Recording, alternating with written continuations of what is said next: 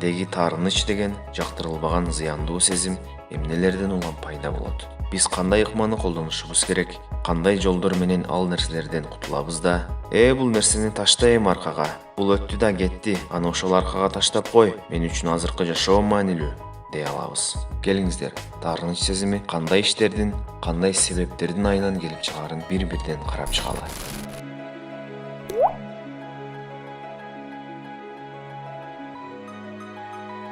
Үй бүлөбүздө, ишибизде, достор арасында ушундай бир учурлар болот. Биз алар менен уруштук, таарынычтык, убагында жек көрдүк. Кээде ушундай бир окуялар болот, ал нерсе биздин бүткүл жашообузду ээлеп алып, бардык ойлорубузду өз курчоосунан чыгарбай, бизди чарчатып салган жана чарчатууну улантууда. Бул абалдан, бул таарынычтан эч нерсе болбогондой унутуп, андан кутулууну каалайбыз. Маани берсек, ал нерсе биздин бардык тармагыбызга өз таасирин тийгизип жатат. Биз кандай ыкманы колдонушубуз керек, кандай жолдор менен ал нерселерден кутулабыз да, бул нерсени таштайм аркага, бул өттү да кетти, аны ошол аркага таштап кой, мен үчүн азыркы жашоо маанилүү дей алабыз. Деги таарыныч деген жактырылбаган зыяндуу сезим эмнелерден улам пайда болот. Эне баласы менен, бала энеси менен, эже бир тууганы менен, досу менен, ата уулу менен, ага иниси менен же жубайлар арасында таарынычтар аларды ажырашуу чекитине чейин алып барганын көрүп эле жүрөбүз. Эмнелерди кылбай жатабыз да, ушул жагдайлардан чыга албай жүрө беребиз. Чындыгында арадан көп жылдар өтүп кетсе да, таарынычын унутпай чогуу жашатып келе жаткандар толтура. Ал адамдар же өзүнүн тынч жашоосун сүрө албай, же башкаларга тынчтык ыроолой албай, мамилени жакшыртып албай, же такыр үзүп да сала албай, эки анча балда жашап келишүүдө. Бул кылганы эч кимге пайда алып келбестен, эскерисинче күн сайын мамилени сууткандан башкасына жарабай жатканын өзү да аңдабай келүүдө. Карайлы достор, бул пайдасынан зыяны көп таарыныч сезими эмнелерден улам пайда болот. Билесиздерби, инсандын бул кылган иштерин жалпы бир сөз менен жыйынтык деп айтып койсок болот. Ооба, жыйынтык. Кайсы бир иштерди улам аткара берсек, алардын топтомунан жыйынтык пайда болот эмеспи? Келиңиздер, таарыныч сезими кандай иштердин, кандай себептердин айынан келип чыгаарын бир-бирден карап чыгалы. Үй бүлө инсандын эң негизги күч берүүчү турак жайы, күч алуусун камсыздай турган бирден бир кубаты болуп эсептелет. Моралдык, психологиялык жактан, физиологиялык жактан күчтөндүрүүчү негизги кубат булагы эсептелет. Өзгөчө эң алгач ата-эне өздөрүнүн ортосундагы жакшы мамиле менен балдарына үлгү болуусу өтө маанилүү. Балдары өз үй бүлөсүн курганга чейин же жок, аны мындай коюп туралы, мектеп босогосуна кадам таштагандан тартып, социалдык чөйрөгө баш багып баратканда, ал жерде кандай каршылыктар, кыйынчылыктар менен кездешип, алар ага кандай чыдай алаарына, кандай жол тутаарын үйрөтүүчү бир ыкмаларды үй бүлө берүүсү өтө зарыл. Социалдык чөйрөгө чыгуудан алдын балада жок дегенде кичинекей ыкмаларды колдонуу тажрыйбасы болуусу керек. Эми ошол кичинекей тажрыйбалар жөнүндө сөз кылалы. Бир кутуча алалы да, аны биздин зээнибиз, акылыбыз деп элестетели. Мисалга бир баланын акылы. Бала ата-энеси менен чогуу жашайт дейли. Биз айтып коебуз го, үй бүлө эң алгачкы мектеп, ата-эне болсо баланын эң алгачкы мугалимдери деп. Бир кичинекей бала көрүү сезими менен, туюу сезимдери менен, мимикалары менен сырткы чөйрөгө мамилесин билдирет. Сезимдери менен айланасында негатив же позитив мамиле болуп жатканын туюп, ошого жараша өз жообун кайтарат. Башкача айтканда, күлөт же ыйлайт. Ата-эне балада бир кабыл алуу сезимин калыптандырат. Мисалы, балам бир стакан суу алып келчи десе, бала алып келсе, сен менин айтканымды укканың үчүн сага рахмат, ыраазымын. Же болбосо алып келбесе, балам көрүп турам, оюнуң кызык болуп жатат, балким каалабай жатасың, балким сеники туурадыр. Макул, бул ирет өзүм алып келип турайын деп көрүңүз. Болуп жаткан окуяда эне же ата туура бир перспективде көрүп жатса, туура түшүнүп жатса, бала да туура жактарын ойлонууга үйрөнө баштайт.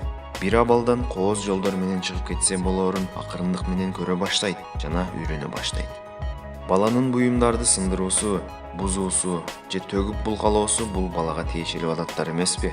Бир тууганы менен урушуп талашуусу, жыгылып ыйлоосу, бир нерселерди кылып көрүүсү, бир нерселерди бузуусу, булардын баары туура кылуунун бир алдыңкы тепкичтери. Бирок биз туураны кантип кылууну өзүбүз билбей туруп, балага туура кылууну кандай үйрөтөбүз?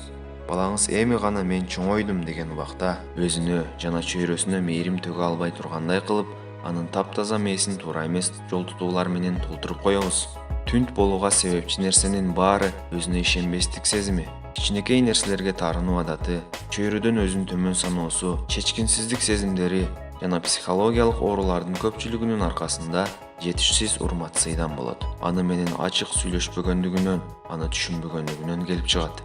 Бул нерселердин ичинен чыга албай жүргөн индивид булардын ордуна кандайдыр бир башка нерселерди колдонууну каалаган же болбосо булардын баарын токтоткусу келип, токтото албаган стресстик абалдын ичинде калып, бул нерсе эч токтобогондой, эч өзгөртүүгө мүмкүн эмес болгондой сезилет. Дал ошол кыйын жана эч кимге айта албаган абалда таарынуу сезими пайда болот. Ал күн сайын чоңоюп барат. Мындайча айтканда, инсан кичинекей нерселерге да таарынып, сынып калуу адаты пайда боло баштайт. Дал ушундай үй бүлөдө чоңойгон жаш бала үйлөндү же турмушка чыкты дейли. Турмуш жолдошунан да дал ошондой таризде мамиле күтө турган болсо, анда эмне болот? Анда 2 эсе кыйынчылык болот. Эми ата-энелердин балдарына кандай мамиле кылышканын жана балдар мындан эмнелерди алганын байкап көрөлү. Ушу бөлмөңдү карачы, тазалыкты билбеген шалтурук, бала айтат. Мен бир кир жана шалтурукмун. Колумдан тазалык келбейт. Апам мени жактырбайт. Бул сөздү алды да мээсине жайгаштырды. Сен адам болосуңбу, акмак? Дагы бир тууганыңды ыйлаттыңбы? Ыйлап жаткан туура кылганбы же ыйлаткан туура кылдыбы? Ал эске алынбайт. Бир тууганыңа да ушундай кыласыңбы? Тарбиясыз. Тур эшикке чык, көзүмө көрүнбө, дейт да ыйлап жаткан баласынын көз жашын арчып, ага мээрим төгө баштайт. Аны соорото баштайт. Бала болсо, эч ким мени жакшы көрбөйт. Ата-энем мага караганда бир тууганымды жакшы көрүшөт, дайыма эле ага болуша беришет. Менин бул үйдө эч кимге керегим жок. Ооба, бала муну сыртка чыгарбайт, бирок жан дүйнөсүндө ушундай чечим чыгарат. Жаңылышпасам, Азирети Умар радиаллаху анхунун алдына бир аял келип минтет. Эй Умар, балдарым мага каршы чыгып эч кулак салбай жатышат. Чакырчы балдарыңды, дейт. Балаң менен кошо сүйлөшүп жатып, балаңды эч каргадыңбы, жаман сөз айттыңбы, дейт. Аял ооба, дейт.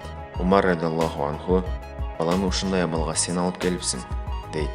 Карайлычы, эненин бир гана ачуу менен айтылган сөзү баласынын мүнөзүнүн жаман болуп калуусуна себеп болуп жатат. Карачы досуңду, ата-энесинин сөзүнөн эч чыкпайт, сен дагы али сыяктуу болсоң болбойбу? Улуу Аллах Таала үчүн сиздин балаңызды али сыяктуу кылып коюу өтө жеңил болчу. А бирок Алла ар бир жанды өзгөчө, эч кимде жок мүнөз, эч кимге окшобогон түс бөл берип жаратты. Апам мага караганда Алинин жүрүш турушун баалайт, Алини баалайт, мени эч баалабайт, жактырбайт.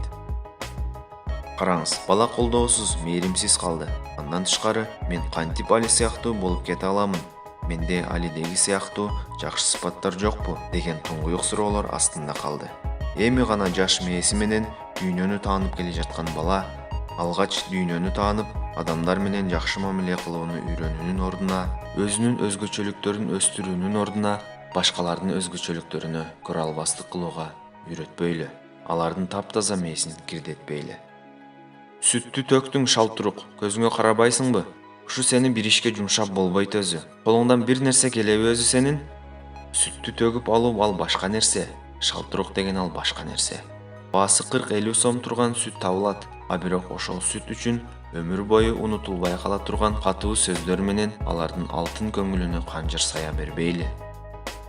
Каралдым, садагам, эч нерсе эмес, келе көбүбүз тазалап коелу, дей аласызбы? Сүттү төккөн үчүн сиз кыйкырып айтпасаңыз деле ал өкүнүп турат. Андай кылгысы келген эмес албетте. Балдар ата-энесинин оозунан чыккан баардык сөзгө ишенишет, анткени алар бул жашоодогу эң алгачкы көргөн инсандары, эң алгачкы жашоону үйрөтүүчү устаттары. Сабактарында кылбайт менин балам. Мунуку жөн эле мектепке барып келмей эле. Ооба, насаат айтуубуз керек. Билесизби? Бир насаат айтуудан алдын ал инсандын жакшы жагын айтып мактап туруп, анан насаат айтыңыз. Мисалы, сен өзү тырышчаак, билимге умтулган, жакшы баласың, билем. Бирок балам, ушул үй тапшырмаларыңды да калтырбай аткарсаң, мындан да билимиң жогорулайт. Сен деген башка досторуңа үлгү боло турган баласың да, дей аласызбы? Деги айта берсек сөз көп. Балабызды боорубузга кысып, жүзүнөн сүйүп, мээрим төкпөсөңүз, убакыт бөлүп сүйлөшпөсөңүз, эртең менен ойготууда башын сылап тургузбасаңыз, жашоо мектебинде кичинекей каталарды кетирсе, өзүбүз катасыз үйрөнгөнсүп, уруша бербей, алардын ордуна жөн гана жакшы жолдорду таап чыгып кетүүнү үйрөтүп койсоңуз, ошол жетиштүү. Мектептин турмушу бүткөн соң, турмуштун мектеби башталат эмеспи? Ошол учурга чейин балаңызды туура тарбиялап койсоңуз, андан арысын турмуш соккулары менен балаңыз өзү эле алып кетет. Урматтуу көрөрман, бул сабактын менин жеке жашоомо такыр тиешеси жок. Менин ата-энем эң мыкты адамдар, эң мыкты тарбиячылар. Сүйүктүү ата-энем, берген таалим тарбияңыздарга чексиз ыраазымын.